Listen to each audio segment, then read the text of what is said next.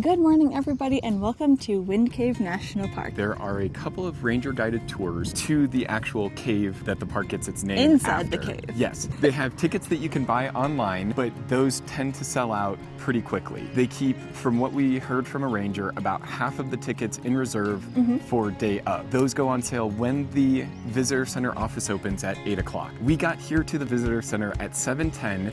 There was already a line in front of us and a line very quickly filled in behind us. We got 2 of the last 5 tickets, but we are really excited to be here. We're excited to learn about the park, about the landscape, about the cave itself, and we are going to go down and get ready to check in for our tour. Can't trick me like that. 35, 36. There's a wonderful concrete path. Stay on that path for me. I don't need to brag, but I do have a perfect track record of never losing anybody in the cave. This is a cool one. Oh, you can really see it through here, like all the way back in. Yeah. The Lakota, as well as about 20 other tribes, find the natural entrance that we saw at the beginning to be very sacred. To be able to come to the Wind Cave National Park and the Wind Cave in general is an incredible privilege. In the Lakota tradition, humans actually came out of the natural opening of Wind Cave. The creation story is that the world wasn't quite ready for people, and they were kept in a underground lodge By their creator. by the creator, who eventually gave them the go-ahead to leave, and they left But through not the natural before there was a entrance. trickster spirit who, I guess, tricked some Lured of them out. out of the cave, and they became the first herd of bison. Yes. So that's an incredibly simplified version, but it just goes to show you how sacred not only the bison are to the Lakota people, but this place in general. There was a couple times throughout the tour that I told Mike that it reminded me of Disney a little bit. So not only literally rope dropping to go into the attraction, which is the cave, like you would have to get up early and line up for Magic Kingdom or something, but the rangers reminded me of like the skippers on the Jungle Cruise. So the gold thing did not end up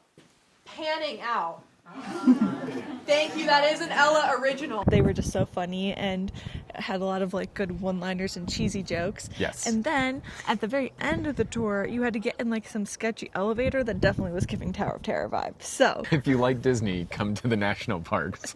The Wind Cave is somewhat of a unique geological structure. There's some really rare stonework in there that's called boxwork, and this cave is home to either 90 or 95% of all boxwork formations in the world. But now we have found ourselves just down the road from the visitor center at a picnic area. There's so much to explore here other than just going into the cave, so we're really excited to hurry up and eat our lunch and then get back out there and explore the, not underground, what do you call that? The surface. Yeah, to explore the surface. Yeah.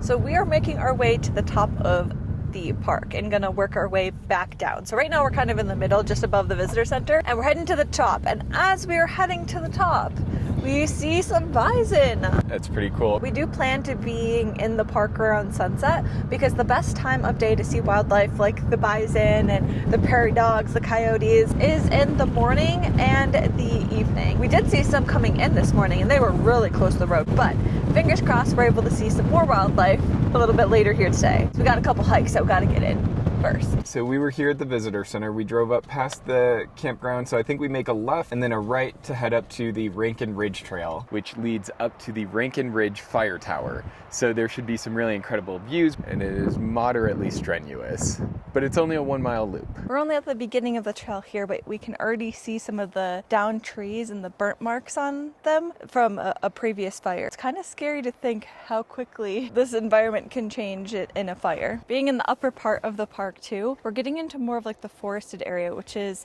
honestly refreshing to see because for about a week now, it's just been an incredibly flat landscape as we've been here in South Dakota. And even the rest of the park, it's just prairies, like super flat. We're nearly at the top. We can now see, actually that looks pretty far away, so but we can see the fire tower in the distance. This is the tallest point in the park, so we are getting sweeping views into the valley from here. The trail hasn't actually been that bad. There's just some stairs right there, and it's mostly shaded because of the little forest, but now that we're More at the exposed top at of the it, top. yeah, it's a little bit toasty at the moment, but Yeah. not Already some bad. pretty great views though, down over and out.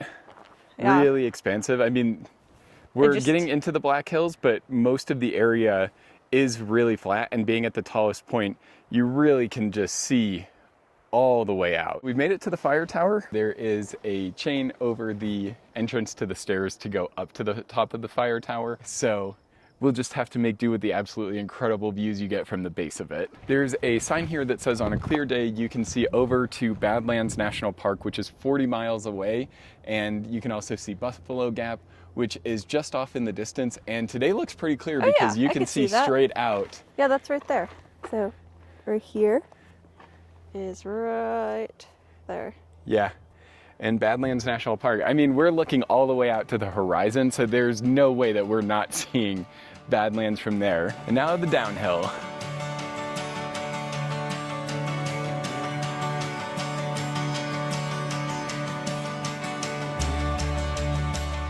They're so cute. There's little baby ones. We made it to the bottom of the hike, got back in the car, and have driven back towards the main part of the park near the visitor center.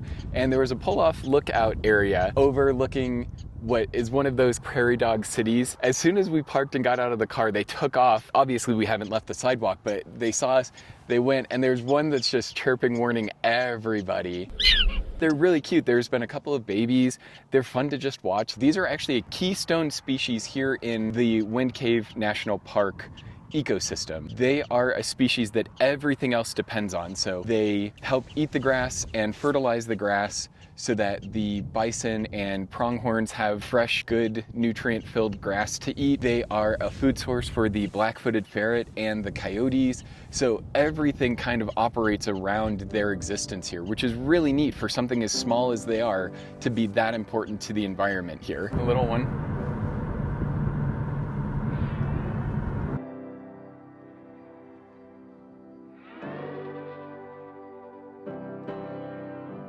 Oh my gosh, this entire drive to the next hike, we've just been seeing bison herd after bison herd. I don't really want to get too close to them because they're, but that is pretty cool. Gosh, they are massive. We had planned to come back around sunset to be able to see bison, but on our way to our next hike, we have passed at least 3 different clusters of them. And what's incredible and something that we learned on the Wind Cave tour is that these bison here and in Yellowstone are some of the most genetically pure DNA-wise of bison in North America. When the bison population was driven down and almost extinct, in order to bring the populations back, they started breeding them with cattle. Some of the other herds that are around the country may have more cattle DNA, and they still look like bison. They can even breed with other bison, but genetically, this is the purest bison herds in the country because these are some of the oldest. The Yellowstone area and this Wind Cave area where the last herds were. Yeah. That they were able to then bring back and repopulate. So it's a pretty incredible area, pretty incredible story about the resilience of bison, and it's so great to see them flourishing, obviously, in the national and state parks because we've seen so many of them. We've come to the Cold Brook Canyon Trail. It's a 1.4 mile trail out to the boundaries of the national park, and then you come back. I think you actually go down into the canyon where it flattens out. But this is supposed to be one of the better trails here. Online, we saw that watch out for giant buffalo droppings. Well, something that we've learned just going to the national parks and speaking to the rangers is that animals, like humans, like to take the path of least resistance, which usually is a paved path or a well-trodden path. Yeah, like a good trail. Yeah. We're supposed to look out for bison on this trail because they do use it, and while bison are very cool to see from the safety of your car, it's a little bit terrifying to think that we might see one here on this path. So on the side of the path, it looks like there's just a wad of fur. So I think that's bison fur, which is pretty incredible. Also, I don't know what I'm more worried about encountering, a bear or a bison, because bison can run pretty fast. But I feel like I know what to do with the bear, and the bison, what do you do?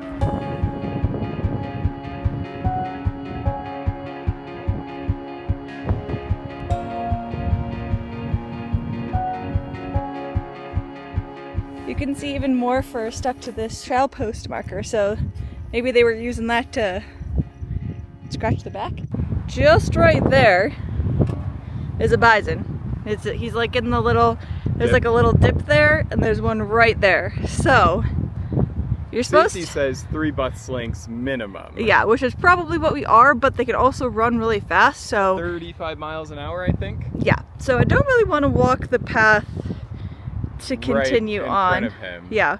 We are not going to continue this trail, even though up there you can see the 2 hikers that probably just walked past him and are now looking at the prairie dog town.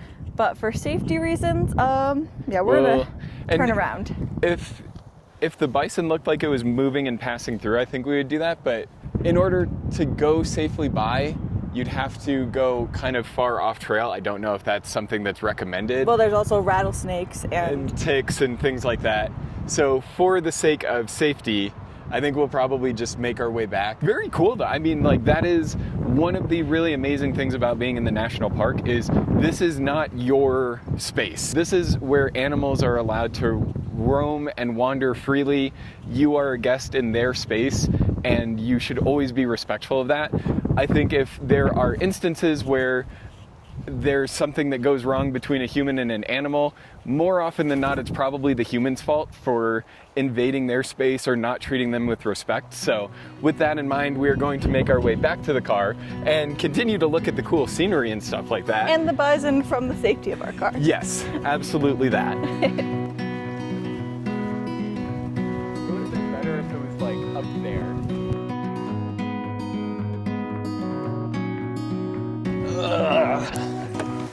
Oh, it's hot. It's an oven. We may have only done a third of the trail because of the bison, but we did the most strenuous part, which was the up and down. Yeah, so I think it's time for a little sweet treat, a little ice cream to cool us off. So we're gonna head into the town of Hot Springs because where we're staying, the person who checked us in raved about 2 spots in Hot Springs.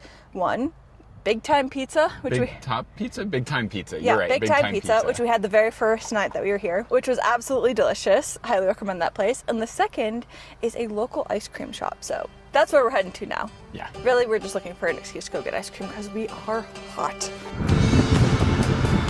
You're looking for bison out there?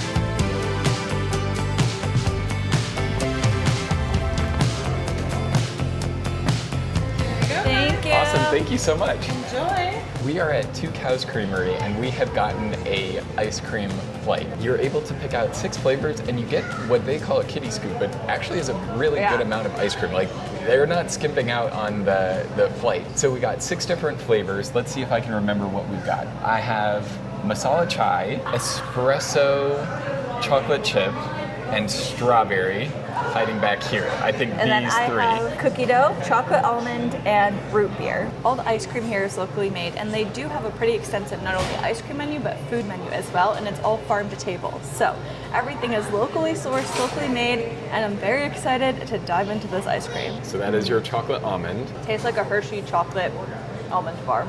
Nice. My all-time favorite ice cream is cookie dough, so I have high hopes for this one. You can tell that the cookie dough is nice and fresh as well. It's not like the frozen hard chunks that you sometimes get. That's still good because I love me a good, even bad cookie dough ice cream, but this is definitely the high quality stuff.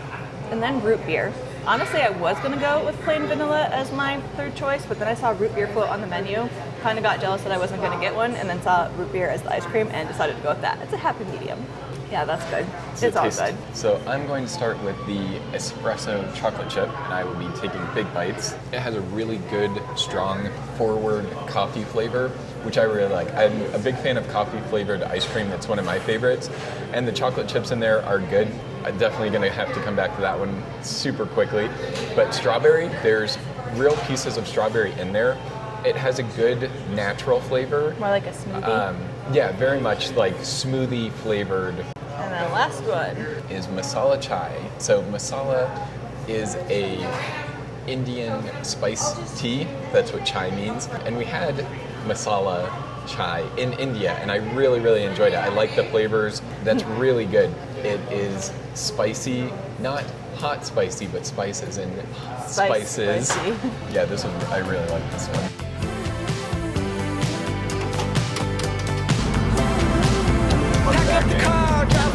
Oh, wow, right there. All I see is you and me and the open Got it. road. What do you say we head the